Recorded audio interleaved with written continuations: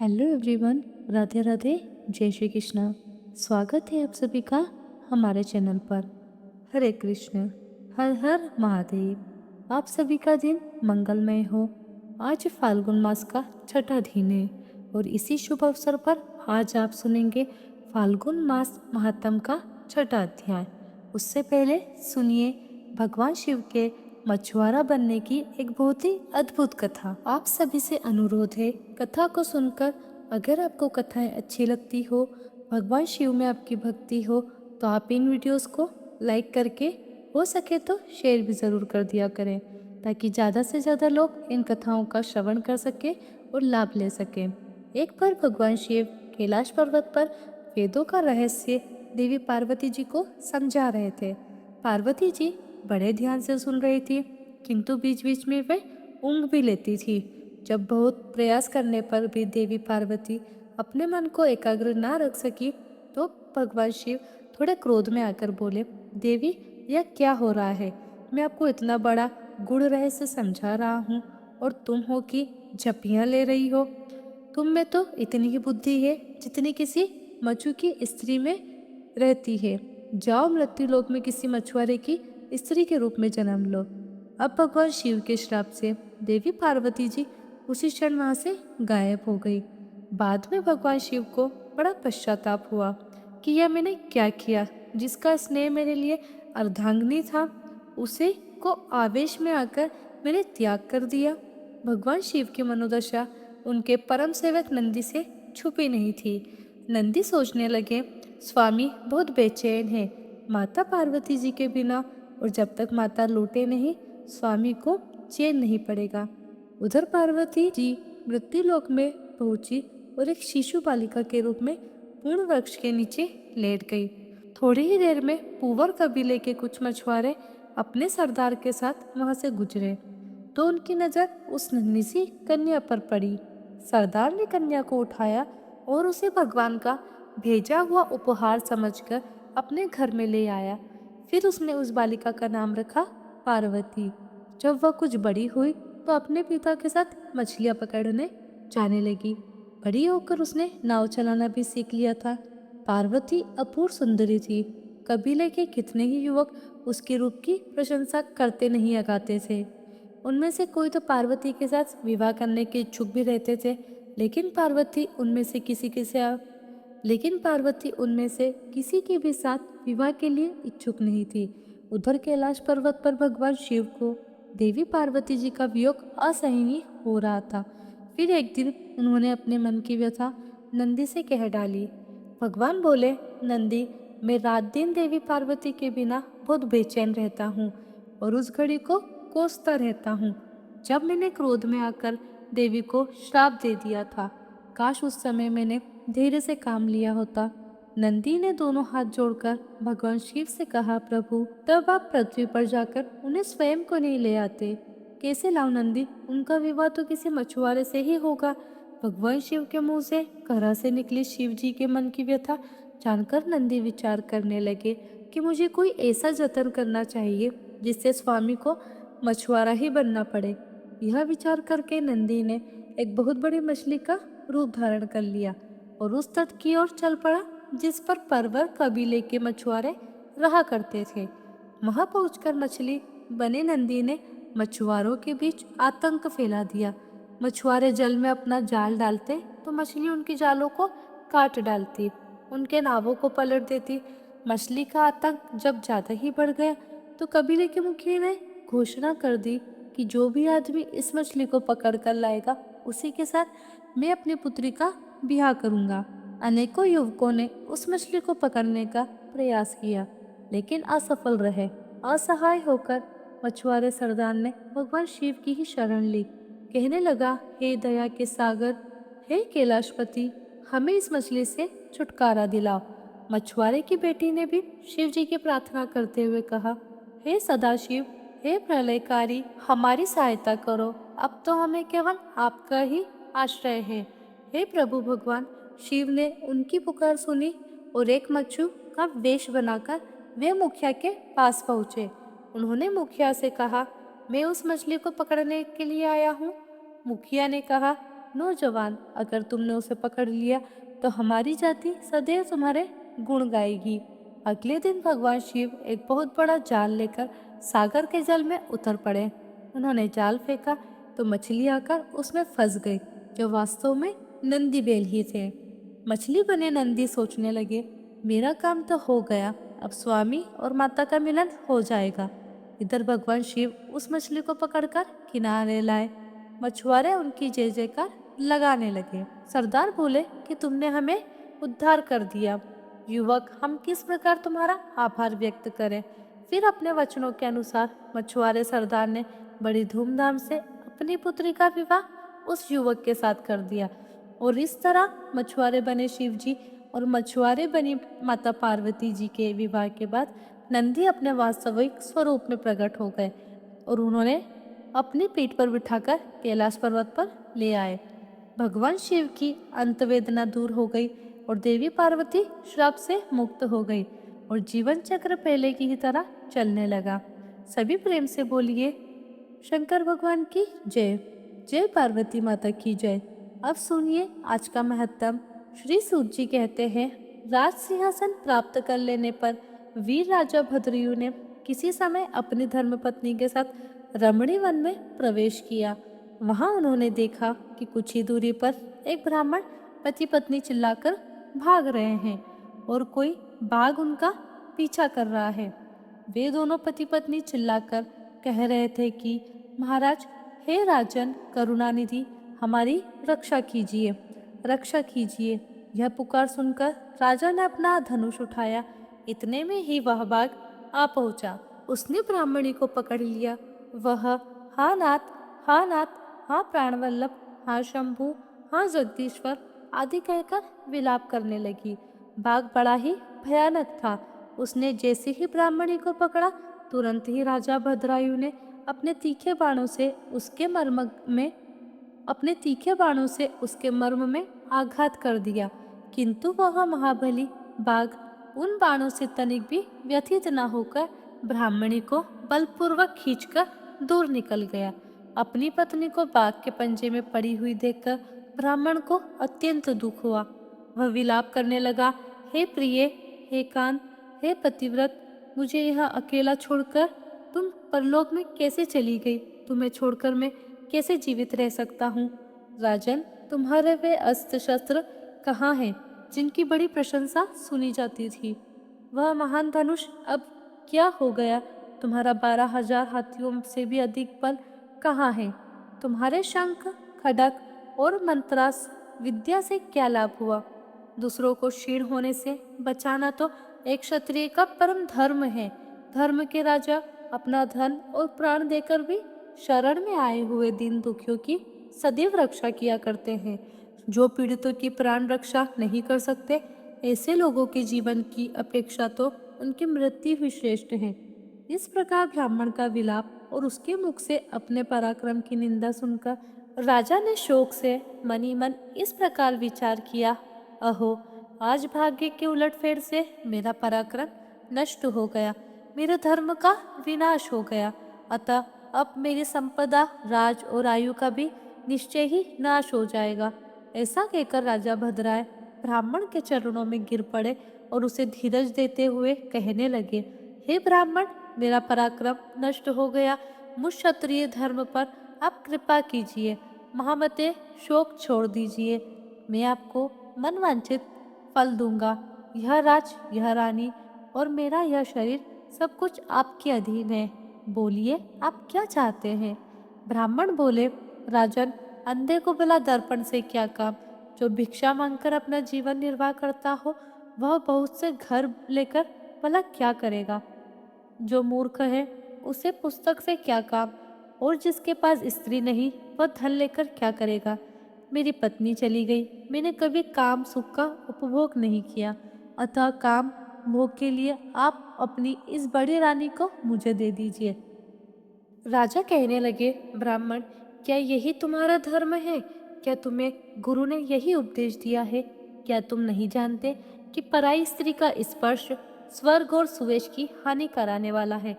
पर स्त्री के उपभोग से जो पाप कमाया जाता है, उसे सैकड़ों प्रायश्चित द्वारा भी कभी धोया नहीं जा सकता। ब्राह्मण कहने लगे, राजन, मैं अपनी तपस्या से भयंकर ब्रह्म हत्या और मदिरापान जैसे पाप का भी नाश कर डालूंगा। फिर पर स्त्री संगम भला किस गिनती में है? इसलिए आप अपनी इस पत्नी को मुझे अवश्य दे दीजिए, नहीं तो आपको निश्चय ही नरक में जाना होगा। ब्राह्मण की इस बात पर राजा ने मन ही मन विचार किया कि ब्राह्मण के प्राणों की रक्षा न करने से महापाप होगा, अतः इससे बचने के लिए अपनी पत्नी को देना ही सर्वश्रेष्ठ है।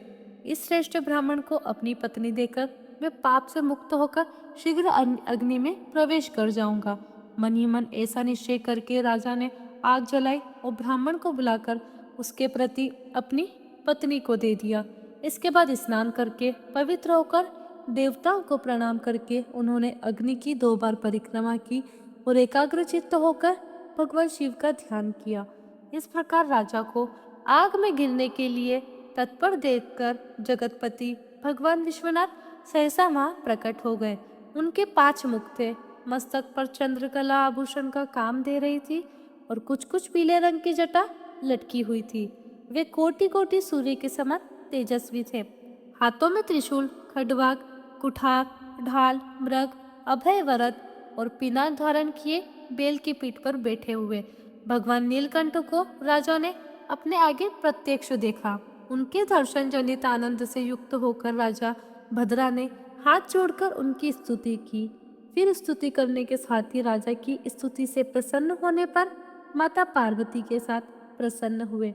करुणा निधान महेश्वर ने कहा, राजन, तुमने किस अन्य को चिंतन न करके जो सदा सर्वदा मेरा पूजन किया है, तुम्हारी इस भक्ति के कारण और तुम्हारे द्वारा की हुई इस पवित्र स्तुति को सुनकर मैं अत्यधिक प्रसन्न हुआ हूँ। तुम्हारे भक्ति भाव की परीक्षा लेने के लिए ही मैं स्वयं ब्राह्मण बनकर आया था, और जिसे बाघ ने खा लिया था वह ब्राह्मणी और कोई नहीं, यह गिरिराज नंदिनी उमा देवी ही थी। तुम्हारे बाण मारने से भी जिसके शरीर को बिल्कुल चोट नहीं पहुंची, वह बाघ भी माया से बना हुआ था। तुम्हारे धैर्य को देखने के लिए ही मैंने तुम्हारी पत्नी को मांगा था। इस कीर्ति मालिनी की और तुम्हारी भक्ति से मैं अत्यंत संतुष्ट हूँ। तुम कोई दुर्लभ वर मांगो, मैं उसे अवश्य दूंगा। तब राजा बोले, देव, आप तो साक्षात परमेश्वर हैं। आपने सांसारिक ताप से घिरे हुए मुझे धर्मी को जो प्रत्यक्ष दर्शन दिया है, यही मेरे लिए महान वर है। देव, आप वरदाता में श्रेष्ठ हैं। आपसे मैं दूसरा कोई वर नहीं मांगता। मेरी यही इच्छा है कि मैं रानी, मेरे माता पिता, पद्माकर वैश्य और उनके पुत्र सुने, इन सबको आप अपना पार्षद सेवक बना लीजिए।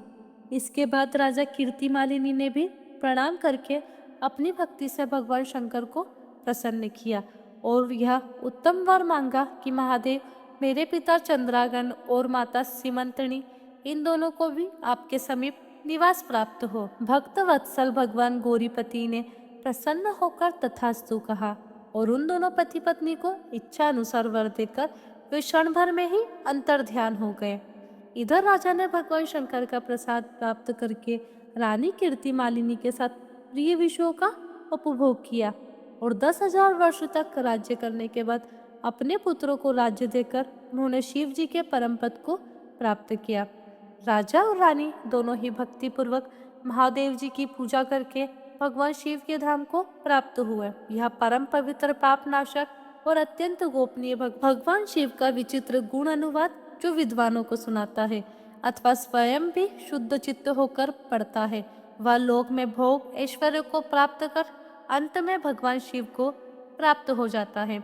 श्री सूत जी कहते हैं, वामदेव नाम से प्रसिद्ध एक महातपस्वी शिव योगी हुए हैं जो सुख दुख आदि द्वंद्व से रहित, निर्गुण, शांत, असंग, समदर्शी, आत्माराम, क्रोध को जीतने वाले तथा ग्रह और ग्रहणी से हीन थे।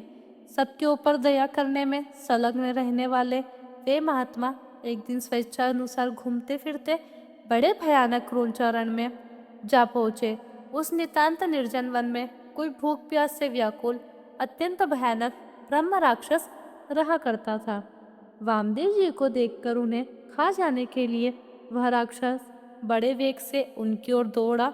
उसे आते देखकर योगीश्वर वामदेव बिल्कुल भी विचलित नहीं हुए। उस घोर ब्रह्म राक्षस ने तेजी से दौड़कर उन्हें पकड़ लिया, लेकिन वामदेव जी के अंगों का स्पर्श होते ही उसके सारे पाप राशि तुरंत ही नष्ट हो गई और उससे अपने पूर्व जन्म का स्मरण हो आया।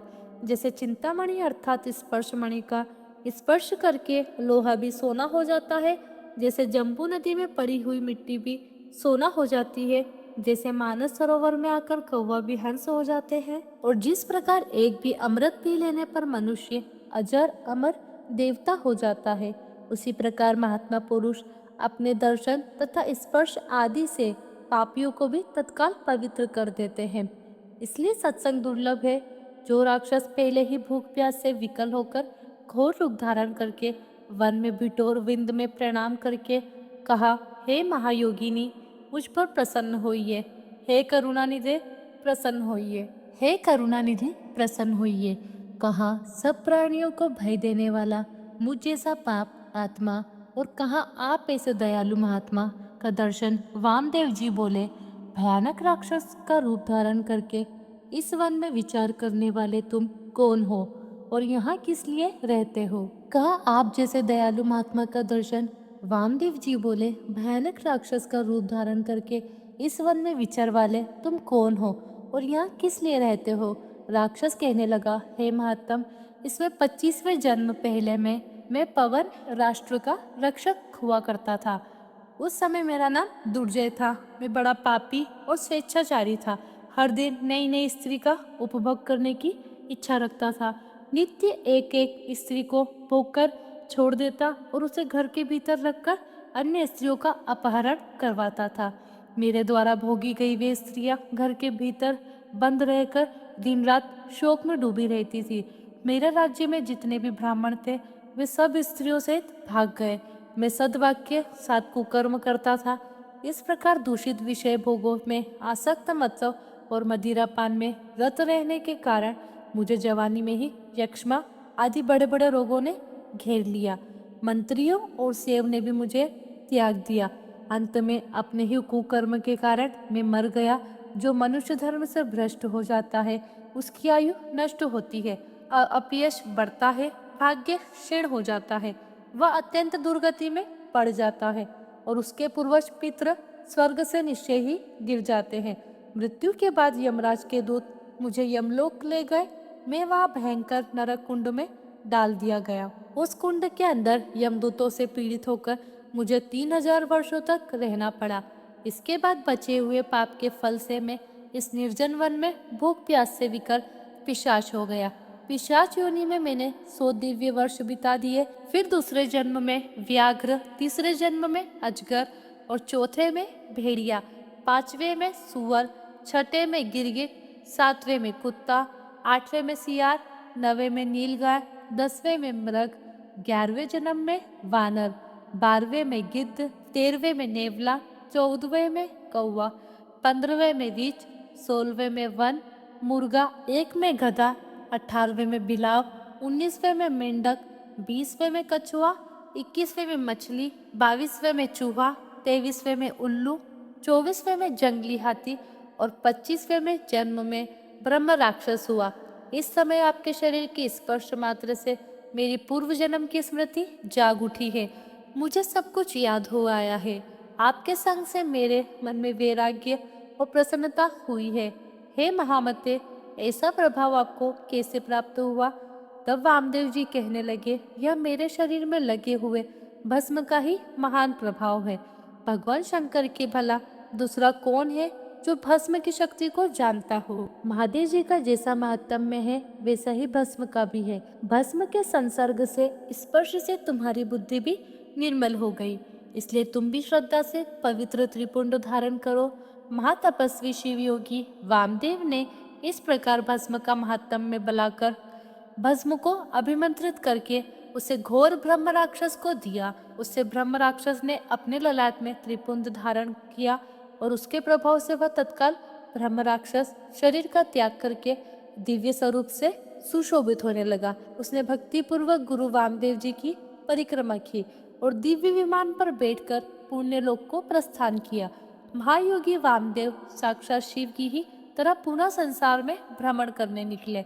श्री सूत जी कहते हैं, श्रद्धा ही संपूर्ण धर्मों के लिए अत्यंत हितकर है।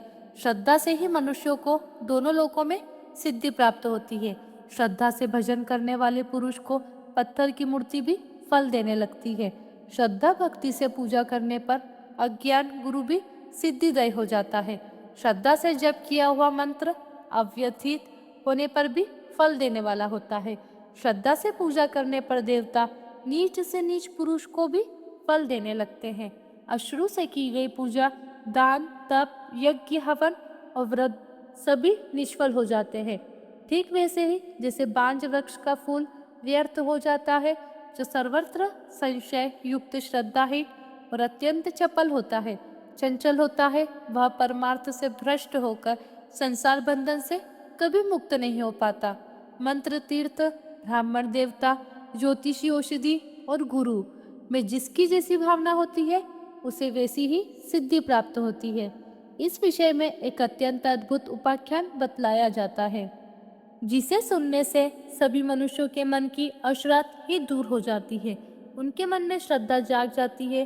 पूर्व काल में पांचाल देश के राजा के सिंह केतु नाम से विख्यात एक पुत्र था, जो सभी उत्तम गुणों से युक्त हो और सदा क्षत्रिय धर्म में लीन रहने वाला था। एक दिन महाबली सिंह केतु कुछ सेवकों को साथ लेकर शिकार खेलने के लिए वन में गया। राजकुमार का कोई सेवक, जो भील कुल में उत्पन्न हुआ था, शिकार की खोज में इधर उधर घूम रहा था। उसने एक टूटा फूटा गिरा पड़ा पुराना देवालय देखा। उसमें चबूतरे पर एक शिवलिंग पड़ा हुआ था, जो कि पीठ से टूटकर अलग हो गया था। वह शिवलिंग सीधा था। भील ने उसे मूर्तिमान सौभाग्य की तरह देखा।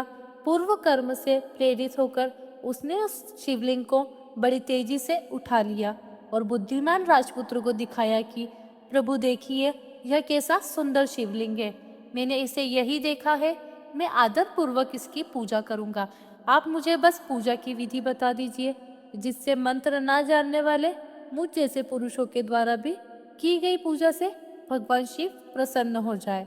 निषाद के इस प्रकार पूछने पर परिहास कुशल राजकुमार ने हंसकर कहा, शिवलिंग को शुद्ध आसन पर स्थापित करके सदा संकल्प पूर्वक नए जल से अभिषेक करो। शुभ गंध अक्षत वन के नए नए पात्र, पुष्प, धूप, दीप आदि के द्वारा पूजन करो। चिंता का भस्म चढ़ाए और अपने भोजन करने योग्य अन्न के द्वारा ही भगवान को नैवेद्य लगाइए। पुनः धूप, दीप आदि उपचारों को अर्पित करें। यथा योगी नृत्य, वाद्य और गीत आदि की भी व्यवस्था करें। फिर नमस्कार करके विधि पूर्वक भगवान का प्रसाद ग्रहण करना चाहिए। यह मैंने तुम्हें शिव पूजन की बिल्कुल साधारण विधि बतलाई है। अपने स्वामी के इस प्रकार उपदेश देने पर चंक नाम वाले उस शबर ने उसे सादर शिरोधार्य कर लिया और घर आकर लिंग मूर्ति महेश्वर का हर दिन पूजन करना शुरू कर दिया। वह प्रतिदिन चिता भस्म का उपहार भेंट किया करता। अपने लिए उसे खुद जो प्रिय वस्तुएं थी, वह सब गंध, पुष्प, अक्षत आदि पहले भगवान शिव को निवेदित करता। उसके बाद वह भगवत प्रसाद को स्वयं ग्रहण करता था। इस प्रकार वह पत्नी के साथ भक्ति पूर्वक महेश्वर की पूजा में संलग्न रहा। इस आराधना में उसे कई वर्ष बीत गए। एक दिन जब वह शबर शिव पूजा के लिए बैठा, तब देखता है कि पात्र में चिता का भस्म बिल्कुल भी नहीं बचा हुआ है। तब वह तुरंत उठकर दूर दूर तक चिता की भस्म ढूंढता हुआ घुमाया, किंतु कहीं भी उसे चिता भस्म नहीं मिली। आखिरकार वह थक हार कर अपने घर लौट आया और अपनी पत्नी को बुलाकर उससे कहा कि हे प्रिय, चिता भस्म तो मुझे कहीं पर भी नहीं मिली। बताओ अब मैं क्या करूं? आज मुझ पापी के शिव पूजन में विघ्न पड़ गया। पूजा के बिना मैं क्षण भर भी जीवित नहीं रह सकता। अपने पत्नी को इस प्रकार व्याकुल देखकर शबर की पत्नी कहने लगी, हे नाथ, डरिए मत, मैं आपको एक उपाय बताती हूँ। यह अपना घर बहुत दिनों का पुराना हो गया है। मैं इसमें आग लगाकर उस अग्नि में प्रवेश कर जाऊंगी। इससे आपके लिए बहुत सी चिता भस्म तैयार हो जाएगी। सुनकर शबर बोला, हे प्रिय, यह मानव शरीर ही धर्म, अर्थ, काम और मोक्ष का सबसे श्रेष्ठ साधन है। इस नव युवन संपन्न सुखों चित्त शरीर को भला तुम क्यों त्याग रही हो? तब उसकी पत्नी कहने लगी, हे नाथ, जीवन की सफलता इसी में है कि दूसरों के हित के लिए अपने प्राणों का त्याग किया जाए। फिर साक्षात शिव जी के लिए जो स्वयं अपने प्राणों का त्याग करे, उसके लिए तो कहना ही क्या। मैंने कोई सी घोर तपस्या की है जिससे भगवान शिव की प्रीति के लिए प्रज्वलित अग्नि में मैं अपना शरीर का त्याग करती हूँ। अपनी पत्नी को इस प्रकार स्थिर बुद्धि और शिव भक्ति देखकर दृढ़ संकल्प वाले शबर ने तथास्तु कहकर उसकी प्रशंसा की।